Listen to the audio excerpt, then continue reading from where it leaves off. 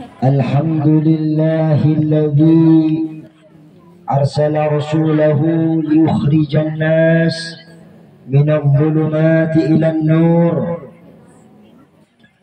ونصلي ونسلم ونبارك ونعظم على النبي الكريم سيدنا ومولانا محمد وعلى آله وصحبه أجمعين. سبحانك لا علم لنا إلا ما علمتنا إنك أنت العليم الحكيم. أما بعد. Yang kami hormati dan kami muliakan Ketua Pengajian Nurul Ulum yang pada saat ini beliau mohon izin karena tidak bisa hadir menemani ibu-ibu sekalian. Yang kami hormati dan yang kami muliakan Agus Pandi, Agus Ahmad Khairi, terkhusus kepada Ustadz Syarifuddin, Ustadz Syarif Muhammad Syarif. Mohon maaf, dirubah-rubah namanya nanti bahaya, nanti marah bibi. Juga tak lupa kepada tuan rumah sahibul hajah Ibu Aminah, ya, beserta keluarga. Mudah-mudahan oleh Allah Subhanahu wa taala tempat ini akan menjadi saksi nantinya di sisi Allah Subhanahu wa taala bahwa kita pernah berkumpul bersama menceritakan tentang firman Allah Subhanahu wa taala dan hadis-hadis baginda Rasulullah sallallahu alaihi wasallam.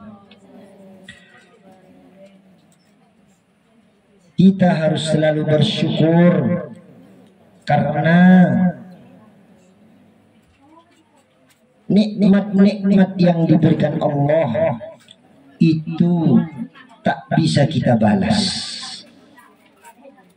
Bahkan banyak nikmat Allah yang tidak kita minta pun oleh Allah diberikan kepada kita. Oleh karena itu, orang yang selalu bersyukur kepada Allah dengan ucapannya alhamdulillah, dengan perbuatannya taat kepada Allah Subhanahu wa taala, dan dengan hatinya dia merasa puas terhadap apa yang telah menjadi keputusan Allah, maka orang yang demikian itu akan menjadi orang yang selalu mendapatkan ridha dari Allah Subhanahu wa taala. Nikmat yang paling besar yang Allah berikan diantaranya adalah nikmat Islam. Walaupun kita kaya, walaupun rumahnya banyak, hartanya melimpah, tanahnya di mana-mana, kalau kita tidak Islam, maka kita akan menjadi orang yang sangat-sangat rugi. Karena hanya dengan Islam kita bisa mendapatkan ridha Allah Subhanahu wa taala. Agama yang diridhoi Allah adalah agama Islam. Oleh karena itu, dengan Islam saja maka nikmat itu sudah sangat besar yang diberikan oleh Allah Subhanahu wa taala. Makanya baginda Rasulullah sallallahu alaihi wasallam selama 13 tahun di Mekah selalu menyebarkan tauhid, mengajak agar orang-orang kafir Quraisy, orang-orang Mekah pada saat itu untuk senantiasa menyembah kepada Allah Subhanahu wa taala, agar dengan Islam tersebut orang-orang kafir, orang-orang yang tidak pernah bersyukur kepada Allah itu menjadi orang-orang Islam, menjadi orang yang bersyukur kepada Allah Subhanahu wa taala. Dan pantasnya memang demikian. Segala nikmat adalah pemberian Allah. Lalu bagaimana jika berterima kasih kepada selain Allah? Yang menolong, yang merawat, yang mendidik adalah orang tuanya. Yang memperjuangkan nasibnya adalah orang tuanya. Kemudian dia menghinakan dirinya, dia berterima kasih kepada orang lain, dia lalai kepada orang tuanya. Itu namanya terbalik. Segalanya diberi oleh Allah, maka kita harus bersyukur kepada Allah Subhanahu wa ta'ala. Kemudian dengan membaca sholawat seperti yang dibaca barusan bersama-sama, membaca sholawat kepada baginda Rasulullah sallallahu alaihi wasallam, maka kita semua sudah menunjukkan bahwa kita adalah orang yang pandai berterima kasih kepada baginda Rasulullah sallallahu alaihi wasallam.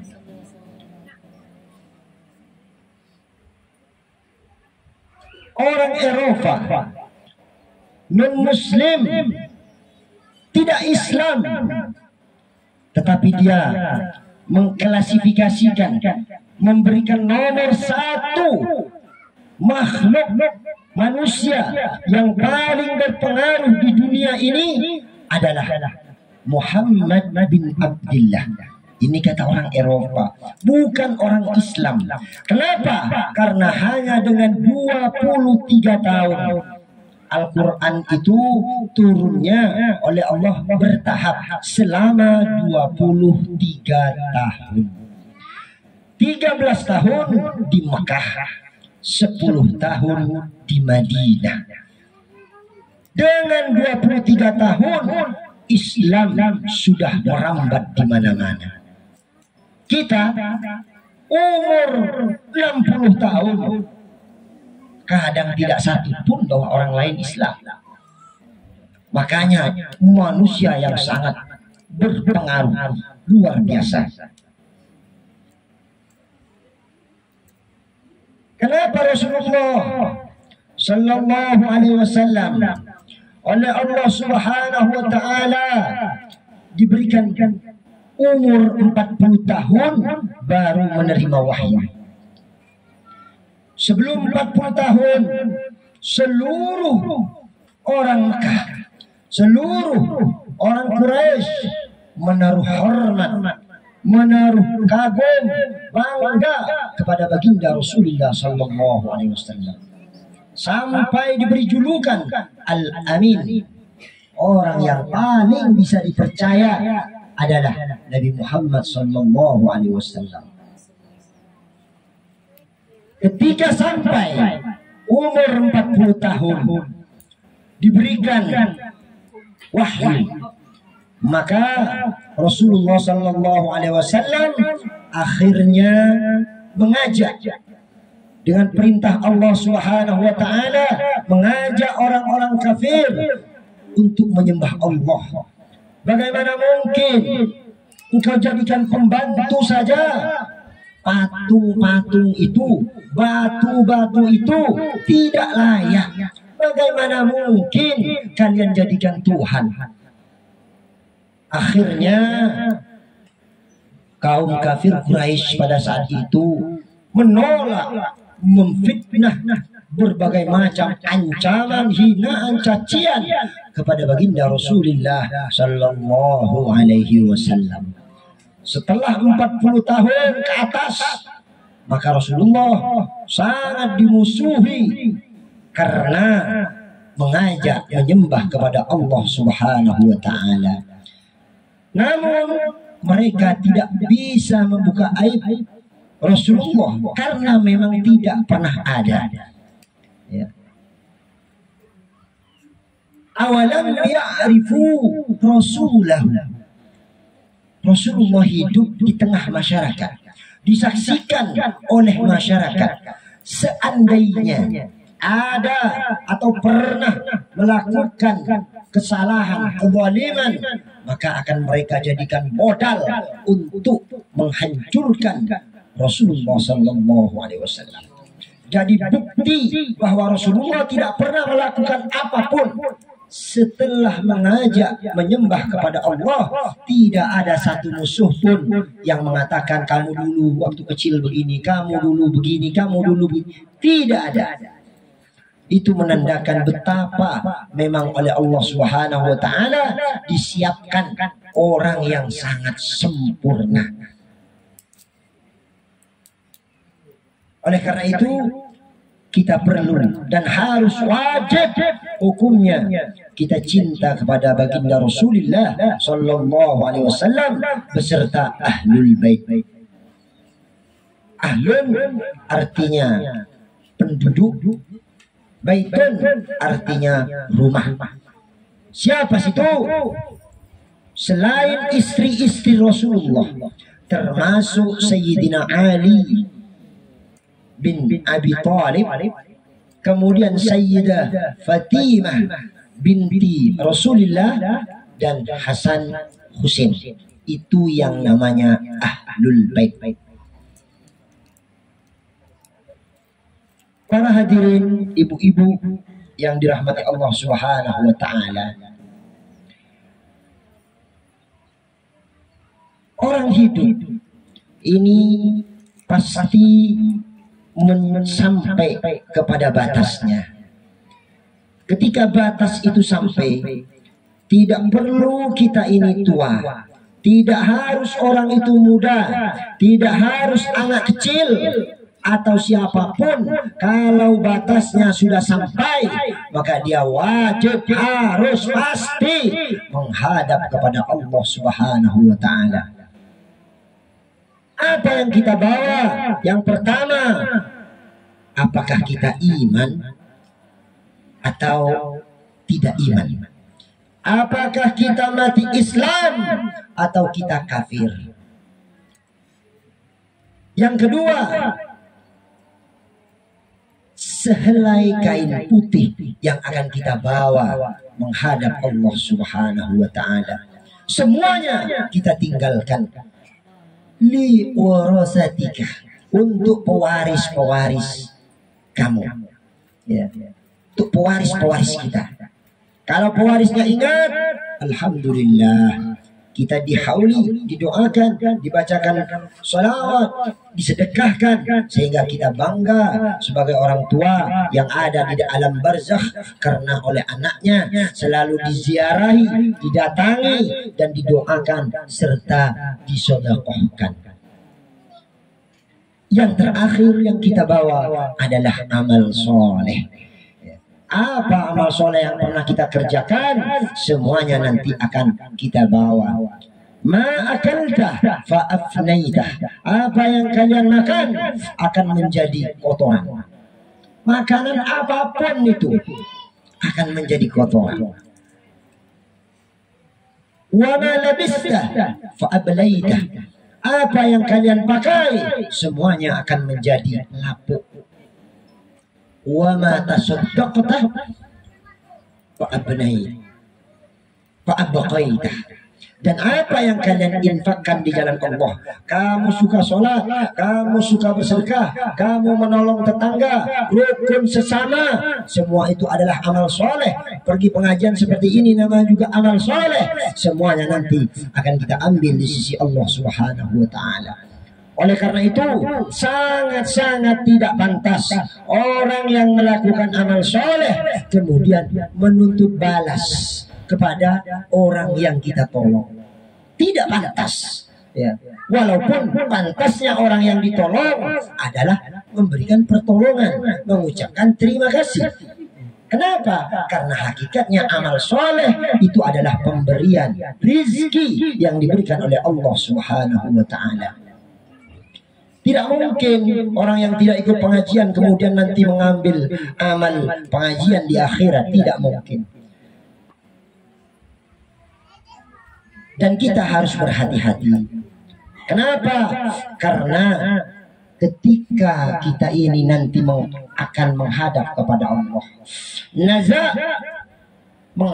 akan menghadap kepada Allah, maka yang akan datang cobaan itu pertama menurut sebagian keterangan ulama berupa guru.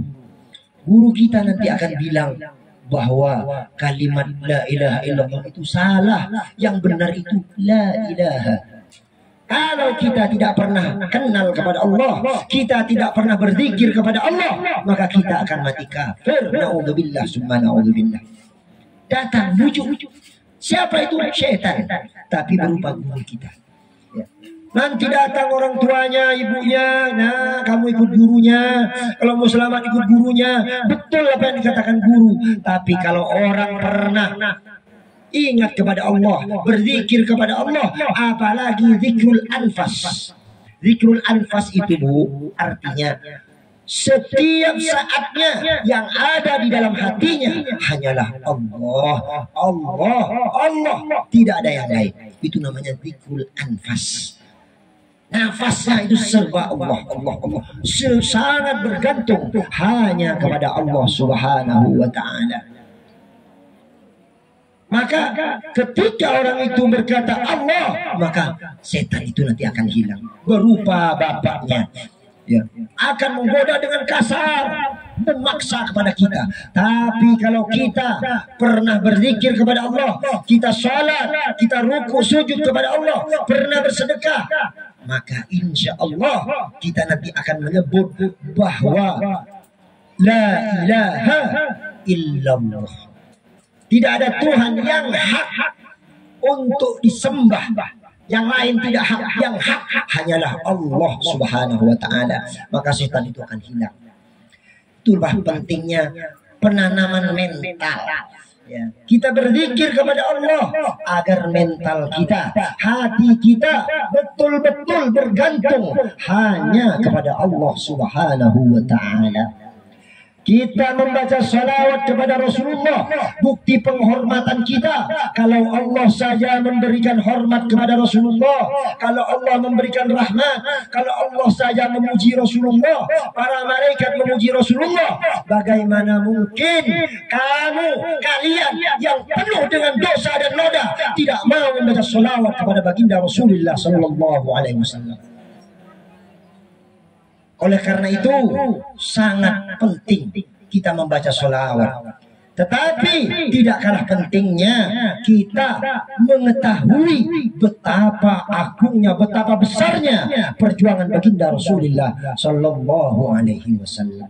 Sehingga dalam hati kita, anak keturunan kita, keluarga kita, kita didik, kita ajarkan agar membaca sholawat, cinta hanya kepada Rasulullah sallallahu alaihi wasallam.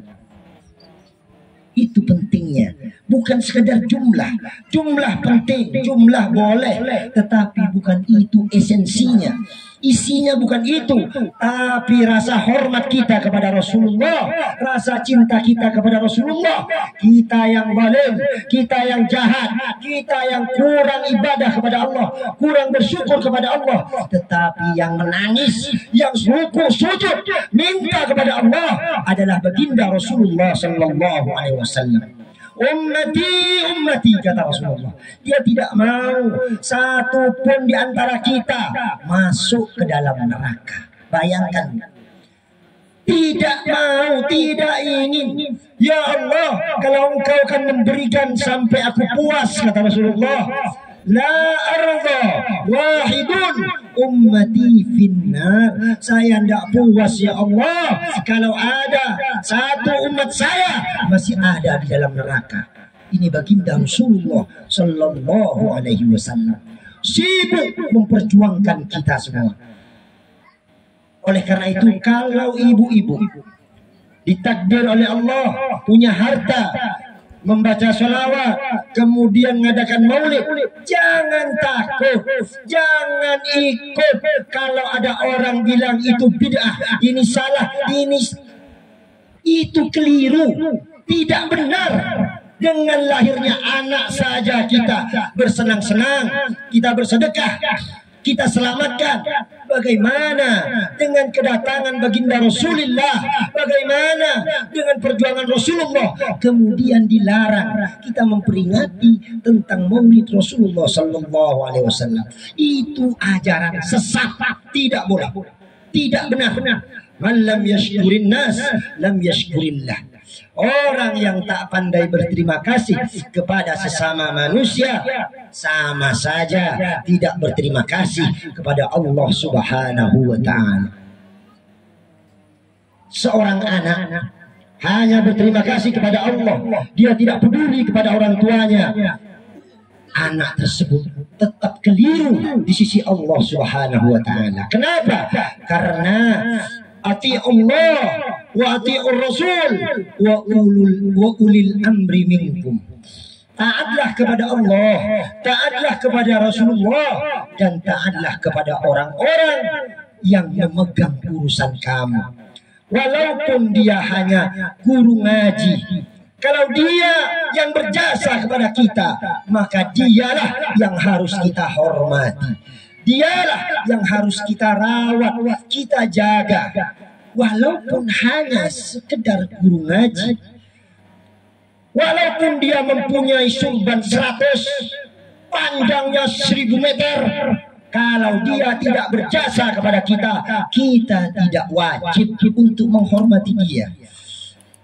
Orang tua kita sejak dalam kandungan sampai kemudian menikah, semua dihabiskan untuk membantu kita, menyayangi kita, merawat kita. Kalau kita tidak bersyukur, maka Allah akan dikhawatirkan akan mendapatkan murkanya Allah Subhanahu wa Ta'ala. Yang sudah mati bagaimana Pak Ustadz? Yang sudah mati ziarah, datangi ke tempatnya, minta ampun, minta maaf. Ya Allah, ampunkan dosa ibu saya, dosa bapak saya. Mintakan kepada Allah Subhanahu wa Ta'ala, maka oleh Allah akan diampuni dosa-dosanya. Kenapa? Karena yang meminta adalah darah dagingnya, anaknya sendiri. Maka Allah Subhanahu wa Ta'ala akan mengampuni dosa orang tua kita. Kemudian juga dia akan mendoakan kita.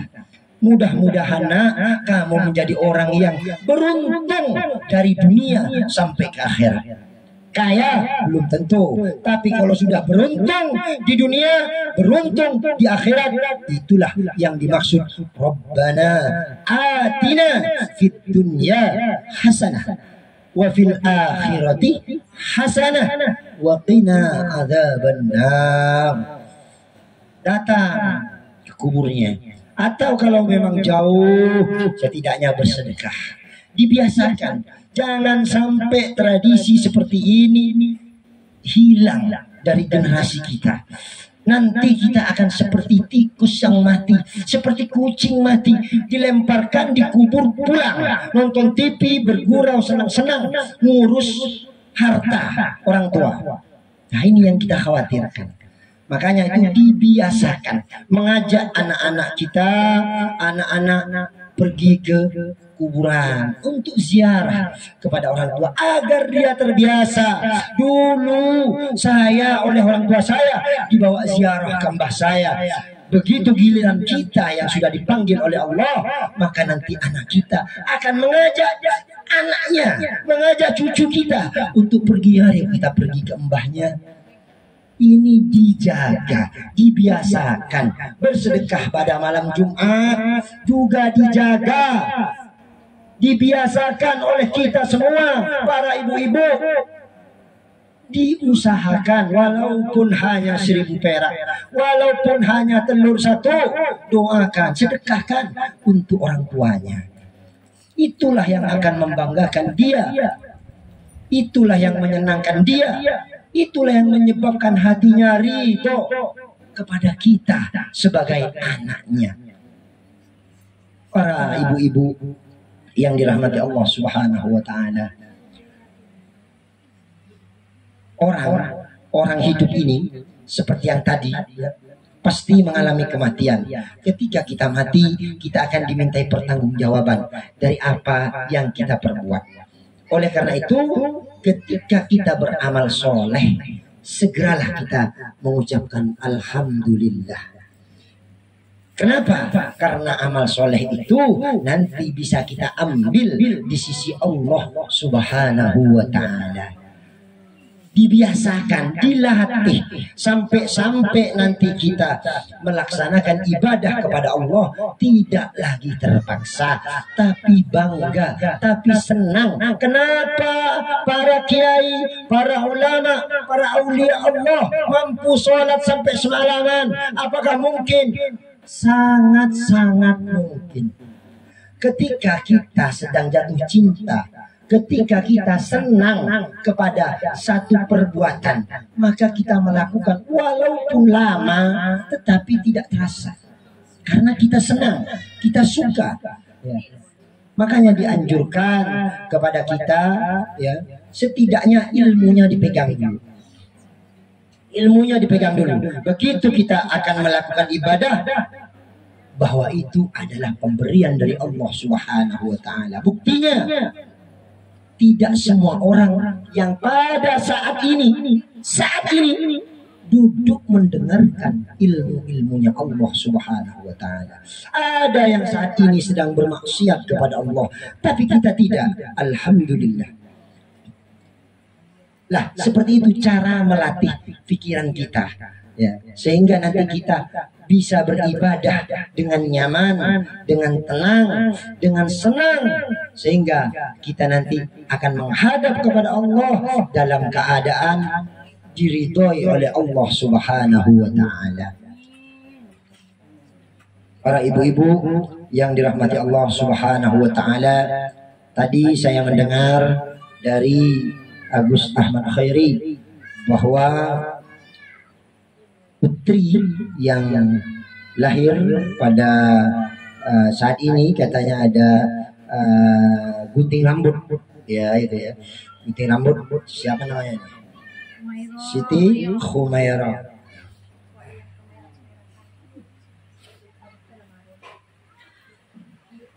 Siti Khumairah binti Fauzan. Oh, Pak Fauzan ya. Saya lupa Pak Fauzan, dulu kawan saya. Sampai sekarang dia kawan, cuma dulu sering kumpul.